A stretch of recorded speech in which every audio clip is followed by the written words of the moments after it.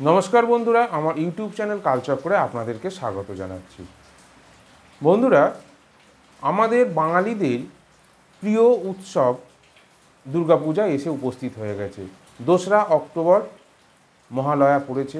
মহালয়ার পুণ্যতিথিতে আপনাদের জন্য আপনাদের জীবনে সুখ শান্তি বাধা বিপত্তি কাটিয়ে যাতে সুখ শান্তিতে ভরে ওঠে, সেই জন্য আজকে একটি ভিডিও বানাচ্ছি।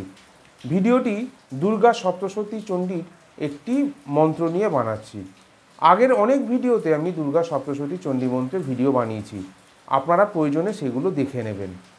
তো বন্ধুরা, আমরা দেখি আমাদের নিত্য প্রতিদিন চলার পথে আমাদের সংসার জীবনে, আমাদের কর্মের জীবনে নানা রকম বাধা বিপত্তি লেগেই থাকে। যে বাধা বিপত্তিগুলোকে পার করলে আমরা সুখে শান্তিতে থাকতে পারি বা আমাদের জীবনের সমস্যাগুলো মুক্ত হয়, কিন্তু আমরা সেগুলো কোনো মতেই কোনো অজানা কারণে অজানা বাধাতে সেগুলো থেকে আমরা বেরোতে পারি না। আমাদের জীবনকে সুখময় করতে, সুখ স্বাচ্ছন্দ্যে ভরপুর রাখতে কোনো রকম যাতে বাধা বিপত্তি না আসে, সে রোগ শোক হোক বা অন্য কোনো শত্রুর বাধা হোক, সব থেকে মুক্ত পেতে দুর্গা সপ্তশতীর এই মন্ত্রটি জপ করুন। এই জপটি করলে আপনাদের জীবনের সুখ শান্তিতে ভরপুর হয়ে উঠবে মায়ের কৃপাতে। আর এই জপটি মহালয়া থেকে শুরু করুন এবং দশমীর দিন পর্যন্ত শেষ করুন। মানে একটা সংখ্যা তো আছে, জপটা শেষ করতে হবে, মানে জপটা মোট করতে হবে 5000। তো 10 দিনে যদি আপনারা 500 করে জপ করেন, প্রতিদিন 500 সংখ্যক করে জপ করেন, রুদ্রাক্ষমালায় বা হাত গুনে জপ করেন, তাহলে এই 10 দিনে 5000 জপ শেষ হবে। এবং 5000 জপ যেদিন শেষ হবে সেদিন একটি কিন্তু হোম কর্ম করতে হবে।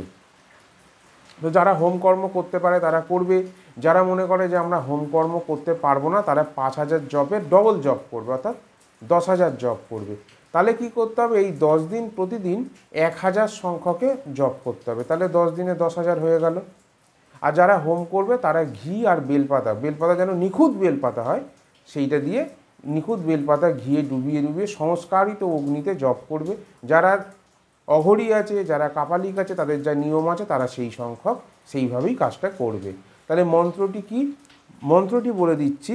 শরণাগত দীনাত্ম পরিত্রাণ পরায়ণে সর্বস্বার্থী হরে দেবী নারায়ণী নমস্তুতে। শরণাগত দীনাত্ম পরিত্রাণ পরায়ণে সর্বস্বার্থী হরে দেবী নারায়ণী নমস্তুতে। যাদের কাছে দুর্গা সপ্তশতী শ্রী শ্রী চণ্ডী বই আছে, চণ্ডী বইয়ের প্রথমের দিকে একেবারে সপ্তশ্লোকী দুর্গা আছে, সপ্তশ্লোকী দুর্গার মধ্যে এই মন্ত্রটি আছে। মন্ত্রটি আপনারা সেখান থেকে লিখে নিয়ে তারপরে জপ করতে পারেন।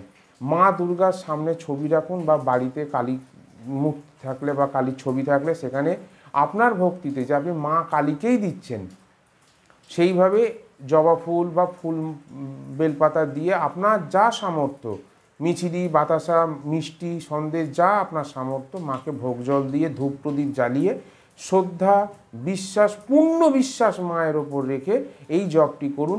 আপনাদের জীবনে সুখ শান্তি আসবেই আসবে, সমস্ত বাধা বিপত্তি কেটে যাবে।